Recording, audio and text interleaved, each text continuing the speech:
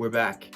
I have been super ill. Last Thursday, I both hurt myself in sparring, stepping on my sparring partner's foot, rolling my entire weight over my knee and hearing this popping noise, and I've just been hobbling around and coughing. I also got this cold that's been going around the community. I've lost so much weight. My face is pale and gaunt. My cough is wheezy and rattled. I feel like death, but the show must go on. We have aspirations and goals to reach. And this weekend, there is a UFC Fight Night card in Edmonton, Canada. Canadian cards are always so much fun, so I'm very excited to talk about this fight card. Everyone get ready for the clean sweep, the Canadian clean sweep at home. Everyone get ready for the memes, bro. It's always fun whenever there's fights in this country. I'm sorry if I'm gonna have to stop for the coughing or whatever. We're just gonna get right into it. The first fight is gonna be Jamie Lynn Horth versus Ivana Petrovic. So, Petrovic is a mid at best kickboxer who lost to Luana Carolina. That's the woman who got spinning elbowed by the meatball Molly McCann. And she also has a finish in the UFC against Na Liang, who's one of these South Asian kickboxers who migrates from Muay Thai into the UFC and then just gets beaten by a grappler. Ivana Petrovic was a girl who was able to beat her by decision. Jamie Lynn Horth is a fighter who got beat up by Veronica Hardy and then won a decision on a fight night before this against a 7-3 Haley Cowan, who may not even be in the UFC anymore. So I was gonna side with Horth because I thought she was pretty big because she outsized Veronica Hardy, but Petrovic is an inch taller. Horth is not a good grappler, and I'm not saying that Petrovic is either because she probably isn't, but Horth's striking is bad, and she was getting touched up by that little woman in the Hardy fight, so I waited a little bit of time to do this video, so I saw all the odds on the website while I was seeing all the fights for the card, and Jamie Lynn Horth is a favorite just because she's Canadian, but I do not care. The Canadians are going to start off losing because they always do. So Petrovic via decision is going to be the pick for the first fight on the card. Moving up the card, we're going to have Chad Angheliger versus Cody Gibson. So, man, this fight is either going to suck or it's going to produce great results since both of these fighters are so garbage. Cody Gibson is literally a middle school substitute teacher, and bro be having his 4th period science class as his motivation when he fights. And Anik will talk about it too. He's like, 4th period science is probably getting really excited right now after Cody Gibson drops. It's such a joke. I almost just did the ugliest cough on camera. I had to lock in for a second, but it's funny because he'll say that and then he'll usually get slept, Cody Gibson. But last time he actually won a fight via triangle choke against Brian Kelleher, who isn't in the UFC anymore. Rest in peace, Brian Kelleher, and a lot of other fighters who have gotten dismissed. I should make a video of my favorite fighters who aren't in the UFC anymore, honestly, because a bunch of people have been getting cut lately. Chad Angheliger in this fight is such an enigma, though, because Angheliger's last fight that he won against Charlampos Gregorio is another fighter who's not even in the UFC anymore. He also got cut. So, losses to Jose Johnson and Alatane K. Lee are also things that I'm not going to overlook on the side of Angheliger. And this is what's funny now. Just stay with me, okay? Cody Gibson was a laughingstock in Canada before the Ultimate Fighter. During the Ultimate Fighter with the finale, whenever he fought Brad Katona. And it's an actual embarrassment that he lost that fight, honestly. And the way that he lost it, too. Angheliger is substantially worse than Katona. And he fights similarly to how he does, but he just does it to a worse level. So Cody Gibson is going to slide for the red, white, and blue because he couldn't last time. And it's going to be by decision. So Cody Gibson via decision over Chad Angheliger is what I'm going to go with. Chad Angheliger is probably going to get cut if he looks bad. Or Cody Gibson's probably going to get cut if he looks bad too. Because that's what it seems like they're fighting for at this point. Literally spots on the roster. So that's who I'm choosing. Cody Gibson, the American, bro. Hold it down for the red, white, and blue. We're rooting for you, buddy. Moving on, we're going to have Garrett Armfield versus Sirhey. So this is what's funny. We have Albazis and Petrosians and Delizes and Marabs and all of these smudge grapplers who have no fans, even though they've been in the UFC forever, right? And then we'll have guys like Sidey who will sign a single fight contract on short notice and put on an absolute smoker, and then we'll all like him.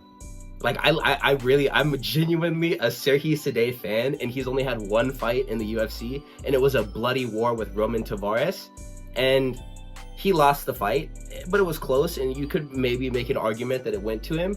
But, dude, after Armfield looked so underwhelming in his loss to Brady Heistand, who just wrestled him and neatly outstruck him too, like, I'm ready for a new prospect pretty much all the time. And Sidey is a fun striker who doesn't care about going to sleep, and that's why he's fun, dude. So I'm a fan of him, and I want to see him win via brutal stoppage. So I think he could also drop and sub Garrett Armfield too. So I'm going to pick Sirhey Sidey via decision or a second or third round stoppage. It could be a TKO, a knockout, a submission. I don't know. He's a very violent guy whenever he fights, and I favor him over Garrett Armfield for his uncouthness. So we're gonna move on to the next fight. It'll be a heavyweight bout against Rodrigo Nascimento and Alexander Romanov. So do you remember Augusto Sakai? This was the last fat Brazilian cab driver that they had making a title run, who completely fell off after he lost to, it was Alistair Overeem. Alistair Overeem beat him, and he just like completely fell off after that. I'm not even sure if he's in the UFC anymore. What I'm saying is like, these guys, they get tracked up to like the higher ranked positions and they just hit a wall. Derek Lewis is recurringly going to be that wall. So this outcome is going to be a shared ending of this experiment of this Brazilian cab driver. He's fighting Alexander Romanov, and Rodrigo Nascimento has already been KO'd, you know, by Derek Lewis. So we're seeing if he comes back. And that wasn't really like a flash KO either. He got properly knocked out. So I guess that was some time ago. And Romanov is a bit more fat than he is powerful. So, I mean, for Romanov, losses to Giles Almeida, Alexander Volkov, and Marcin Tybura aren't really the best, but they aren't enough to make me think that Romanov will sell this against Rodrigo Nascimento, who hasn't really accomplished anything in the UFC. At the end of the day, these are just a couple of piggy porterhouses, and they're going to get in the octagon and they're going to bang, and someone's going to go to sleep. I trust that Romanov is technically better and can drag this to a decision if he has to. Nascimento is pretty subpar at cage wrestling, which I think that most of this fight is going to be had. And his striking isn't very potent, so I think that Romanov wins a unanimous decision here. The next fight is going to be Jack Shore versus Yusuf Zalal. I've said this before in a video that fighters don't ever really receive moral victories that get recognized by the fans. At least me, I don't really like, people say, you know, well, at least this didn't happen even though he lost. I mean, I will pay more attention to the fact that he lost and like making a concession for the guy. But except for this one instance, this is actually important. Yusuf Zalal fought Ilia Topuria and didn't get knocked out. I think it might have even been a split decision, but even if it was a unanimous one, he still stayed in a fight with Ilia Topuria for 15 minutes and didn't go to sleep. And that's actually pretty crazy. Granted, like, the greatest featherweights of all time couldn't do this. So Jack Shore is made fun of online for moving up to featherweight after a couple losses at bantamweight and then losing more at 45. I think personally he should just fight at 135. It looks like he can make the weight based off of, you know, him looking a little bit softer than the guy that he fights in the octagon most of the time. Yusuf Zalal is a pretty devious striker, and he has very tricky hands with solid kicks and a good understanding of range, which will prevent him from taking massive damage from even the largest of power punchers, as we've seen against Ilia Topuria, you know? So Jack Shore, I don't think is going to be touching his chin. He's a better grappler, I think, Jack Shore, but if anything, I like Yusuf Zalal's takedown defense. And he does a nice job of fetching underhooks and cutting off the cage to get back to striking. That's like his specialty. He's very good at that. Jack Shore may only be able to implement his grappling plan out of desperation after Zalal catches him with something big, or just gets super ahead of the fight to the point where all of his shots are hurting Jack Shore. So Yusuf Zalal via decision, where the wrestling may drag things out and make it tricky for Yusuf to put out Shore if he doesn't catch him shooting or sub him once the fight does go to the ground. So that's what I'm going to go with, a decision for Yusuf Zalal. Moving on, we have Victor Henry versus Charles Jourdain. So one thing that I will say is that Victor Henry actually isn't the worst pick here. Even though he is an underdog, he competitively struck with Javid Bashrat for 2 rounds and then he got nut-shotted and couldn't continue. So, I mean, that's something that did happen, which sucks, but, I mean, it happened. He bounces right back, though, and he beats Rani Yahya via TKO in the 3rd round. So, I mean, he's not a bad featherweight. Rani Yahya and Victor Henry, they're both not bad featherweights. And the fact that Victor Henry won that fight is actually a pretty big deal. So, one thing that I will say about him is that he may pose issues for himself in the realm of his damage output. He suffers from low DPS. He can't really hurt people with his hands, which sucks. He was landing these flush head kicks against Rani Yahya and ended up only standing TKOing him. Like, meanwhile, he was getting hit with some of the biggest shots that Rani Yahya had. And this was like a Rani Yahya power issue because he didn't have the power to, you know, really do any substantial damage to that boy, Victor Henry. So, Jourdain doesn't get hit. He doesn't really hit as hard as, like, Gene Silva, a guy that he just fought. But his only problem versus Sean Woodson, which is another guy that he fought and lost to, is that he was missing over and over again, trying to punch a 6'1" featherweight in the face, you know? So, Henry will be there to get hit, just because he doesn't really move his head that much. And, yes, he probably does get flatline KO'd by Charles Jourdain. But in the spirit of the Canadian card, you know, in the spirit of Mike Mallott, I'm going to say Jourdain sells the bag here, and Victor Henry wins the decision, bro. So that's what I'm going to go with. Before I can think about it more and change my mind, I'm just going to lock it in. We're going to move on to the next fight on the card. That's going to be Ariane de Silva versus Jasmine Jasudavicius. And so Ariane de Silva just lost to Corinne Silva, who herself is pretty decent at fighting. So I'm going to cut her a break for this. But a decision win over Melissa Gatto and a second round sub over like Casey O'Neill, though better, it doesn't really move me at all. Jasudavicius lost to Tracy Cortez, which is maddening. So we aren't looking at a pair of super high level fighters at the end of the day. But Jasmine J is one of the best Canadian fighters on the roster, I think. And I think she does a better job of representing Canadian MMA than Mike Mallott or Brad Katona does. So I'm picking her for an O Canada moment. Jasmine via decision or round 2 submission is what we're going with this part of the card. Moving up, we have Aieman Zahabi versus Pedro Munhoz.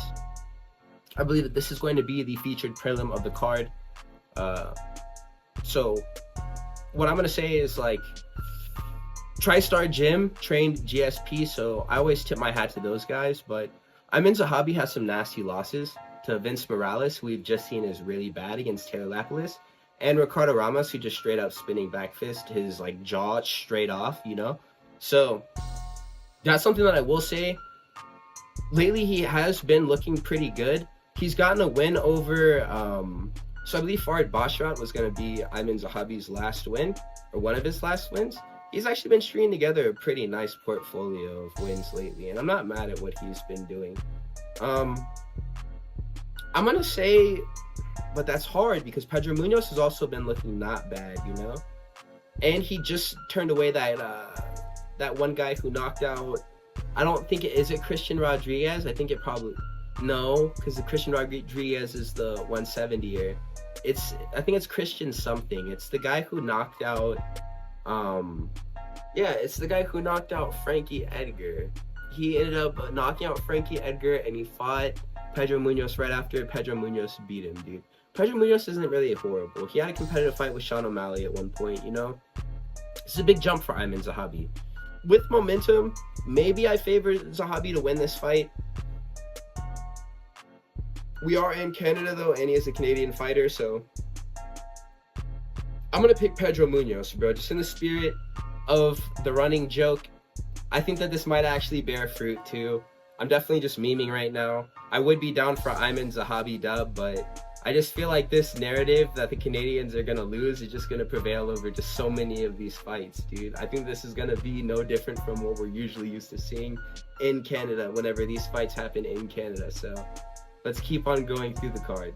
Trevin Giles versus Mike Mallott. Okay, so we know that Mike Mallott is impotent, and that's a choice of like use of that word, but he literally couldn't survive for one more minute against Neil Magny, and he lost at home last time, the same way that he's fighting at home now. So Trevin Giles has quality wins that are really old, and he has a lot of losses, but to like very good fighters, you know? He has beaten Roman Dolidze in 2021 and has wins over James Krause and Preston Parsons, but has been repeatedly tested and has failed against, Michael Morales, Dricus du Plessis, Gabriel Bonfim, and Carlos Prates most recently. So Mallott could explode early and get a sub, but I don't think he's very technically good, and he just has aggression to begin a fight that he eventually petes out towards the end. So an early stoppage is how he wins, but I can't in good faith ever side with this fighter again after the Magny fight. So Giles will keep it clean. He will fight behind his jab, and he will tire out Mallott to the point where he can be walked all over. Round 2 or 3 TKO or decision for Trevin Giles in this fight. Moving on, we have Marc-Andre Barriault versus Dustin Stoltzfus, and this one's going to be different. It's going to be different because this is actually a super winnable fight for Marc-Andre Barriault.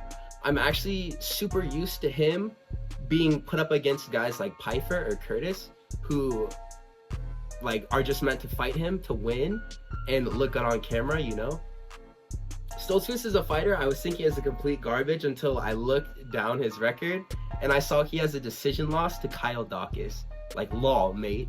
He used boring clinch spam to beat Punahele Soriano, and he scraped together another unnotable win against Dwight Grant in the middle of all of these losses he's just been having to everybody at 185. So he's not here to win this fight. Marc-Andre Barriault is going to bounce back from the Pfeiffer KO, and he's going to win this time with a knockout of his own in round 2. That's going to take us to the next fight in the card. It's going to be Caio Machado versus Brinson Ribeiro.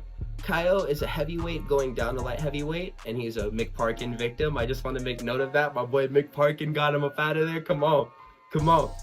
And that's pretty much all I want to state about him. He's pretty unimpressive otherwise. I think he's lost twice at heavyweight, and he's going down to light heavyweight to try his luck down there. Or he might have won in his second fight after he had lost to Mick Parkin.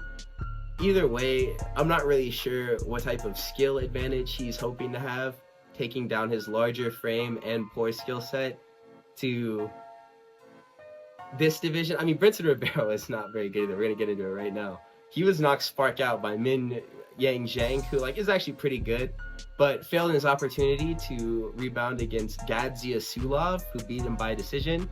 So, I mean, Caio Machado could have come out here with a grappling heavy plan and just smudge Brinson Ribeiro on the ground, because I think that's how Gadzia Sulov beat him.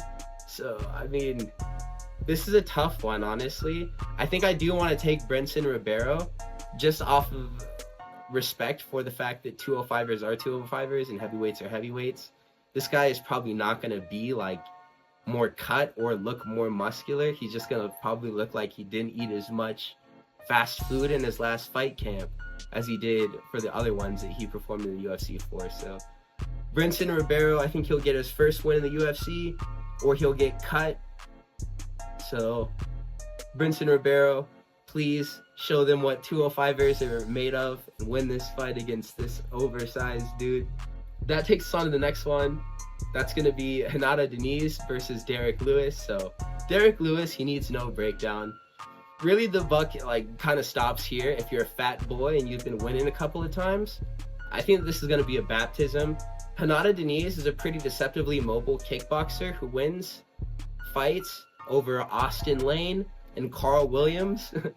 Two guys who shouldn't even be in the UFC if we're being real. I'm not even sure if Carl Williams is in the UFC anymore. Derek Lewis is actually an underdog here, it's an absolute disgrace.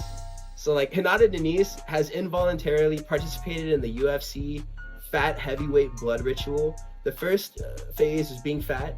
The second phase is winning twice, which he's done. 2 of the seals have been broken. The third is being match made with Derek Lewis. And the fourth is just getting brutally knocked out. So once he knocks you out, your fat heavyweight essence is lifted from your body off of the canvas, and it's transferred into another fat heavyweight with title aspirations, who then gets fed to Derek Lewis in this never-ending samsara cycle. So if you don't believe me, let's go over some of the names. In the arms, I was going to start singing a copyrighted song. Chris Dawkins, Rogerio de Lima, Rodrigo Nascimento, Ilir Latifi, Alexei Olenek. Derek Lewis is the one who mogs all other fat heavyweights. and this will be no different. This is a round 1 KO for the Black Beast. And we're moving on to, that was the featured fight of the main event. Now we have the co-main here, which is going to be Rose Namajunas versus Erin Blanchfield. And I just want to say, all the flyweights coming up in this division who aren't proven ones, like Rose, Valentina, Alexa Grasso, Manon Fiorot, or Caitlin Chikagian, they're all just hype jobs. Tracy Cortez, Miranda Maverick, Macy Barber, and I think Erin Blanchfield included. So Rose probably beats all these fighters for whatever reason. She can easily dismantle these girls, but has the fights that she had with Carla Esparza. Whenever she's match made with a woman like that, I don't really see her selling the bag this time. I actually picked Tracy Cortez against Rose Namajunas, which is a mistake that I made, and I'm not going to make it again. So Rose via unanimous decision is what I'm going to side with.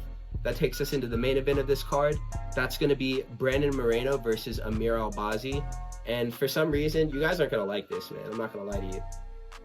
We don't want to see Amir Albazi get a higher rank because of his fight style, but I don't see anyone preventing Albazi from marching right to a title shot where he may actually become champion, dude. I don't really care for Brandon Moreno's personality too. The fact that he plays with Legos and he's that old.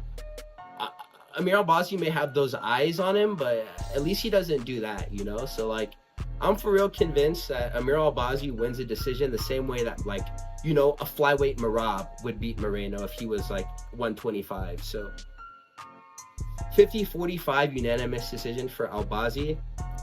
He just has this uncanny ability to take fighters who usually fight like they're in, like, a Jet Li movie, like Kai Car France, and just turn them into just boring fighters who are just dying to get off the cage because he's just holding there. So I don't know how anyone stops this. His offense is way too strong in this type of, like, you have to knock him out, and no one's, like, even hurt him, I don't think, in any of the fights he's had. So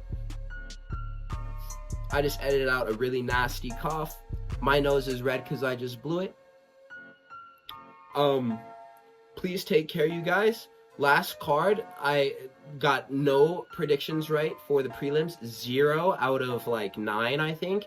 And then on the main card, I went 5 for 5. So, I mean, I guess I know ball whenever it really counts, you know? So we can address the things that have happened over the weekend in the next video that I'm going to record. I feel a little bit better than I did 3 days ago, but still not very good. So please wish me a speedy recovery. I really want to get back to running, lifting, MMA training. I'm excited to do all of these things again. God willing, my recovery will be expedited. Peace to you guys. Please like, comment, and subscribe. All the stuff for the algorithm. Greatly appreciated. I will catch you fellas in the next one. Have a beautiful day.